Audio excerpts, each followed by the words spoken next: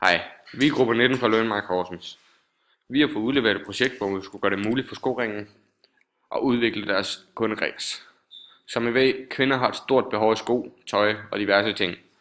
Vi har valgt at lave en app, som der gør det muligt for dem, der ikke har tid til det, at gå ind og hente vores app og hente den og faktisk prøve alle de sko, vi har nede i Skoringen. Det eneste, I gør, det er at hente den app, sidder derhjemme i sofaen, hvis det er det, I har lyst til, tager et billede af jer selv, hvor I selvfølgelig kan se jeres fødder, og så swiper I faktisk bare igennem vores forskellige sko.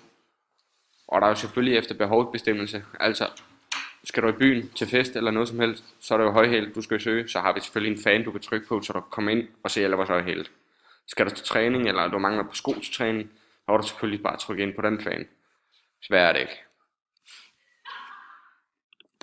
Som I ser her, så har vi lavet en lille prototype af vores app. Ude til højre, der ser I jo selvfølgelig de forskellige punkter, hvordan man kan komme ind og trykke. Vi er selvfølgelig ikke professionelle appmakers, så det er jo ikke noget, der er professionelt det her. Det er selvfølgelig et udkast til, hvordan det vil se ud. Men ude til højre, der har I selvfølgelig de forskellige kategorier, I kan trykke ind på. Og nede i bunden, der vil I kunne swipe jeres fødder stille og roligt hen, så I kan se de forskellige højhæl på jer. Og så i 3D-form, så I kan dreje jer selv rundt og se det bagfra også, hvis det er det, I har lyst til. Nede i venstre side, der kan I se kameraet. Det er jo lidt, det giver altså lidt sig selv, I tager et billede derfra. Så vil vi gerne fortælle om SWOT-analyse af vores af skoringen. Hvad er jeres stærke side? Altså der er et stærkt behov, der bliver dækket, og at det er en app, som man næsten alle kan downloade. Kun dem, der ikke har en smartphone, hvor de kan downloade den, fordi den findes både til iPhone og til Android. Og der er mindre fysisk kø i butikken. Hvad er jeres svage side?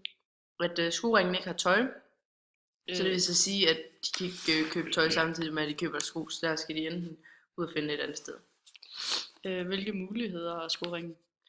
Mulighederne for at udvikle i appen, altså de kan putte nye ting ind i appen, for eksempel de kan lægge en tilbudsavis ind og forskellige ting, og der er en større kundekreds og en større målgruppe.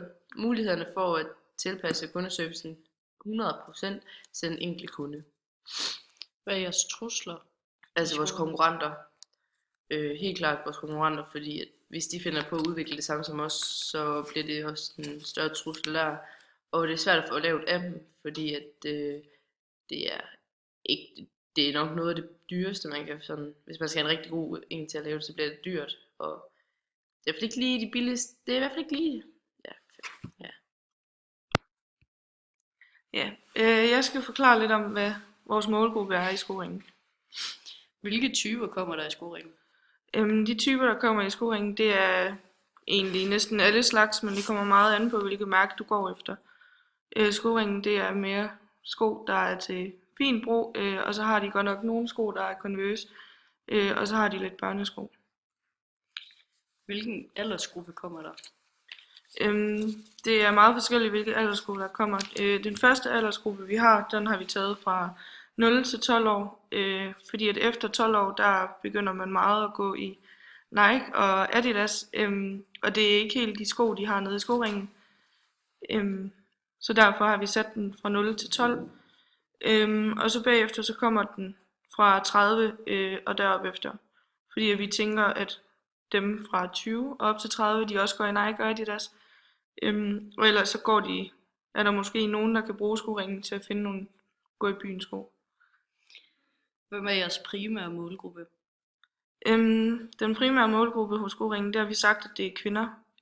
Og det er mest fordi, at hvis man går ned i skoringen, så kan man da meget nemt se hurtigt, at det er kvinder, som der er flest sko til. Og det er kvinder, som ønsker at købe sko med kvalitet til billige penge, der kommer der ned. Hvem er jeres sekundære målgruppe? Vores sekundære målgruppe, der har vi to, og det er børn og mænd. Børnene, det er en sekundær målgruppe, fordi at de kommer meget med deres mødre, og på den måde så er det egentlig mødrene, der trækker børnene med ind i målgruppen, eller trækker børnene med ind i skoringen. Og mændene, det er også vores sekundære målgruppe, fordi at hvis man kigger dernede, så er det mest kvinder, der er sko til. Mænd er der godt nok lidt sko til, men det er mest sko til kvalitet og billige penge, altså sko man kan gå i byen med.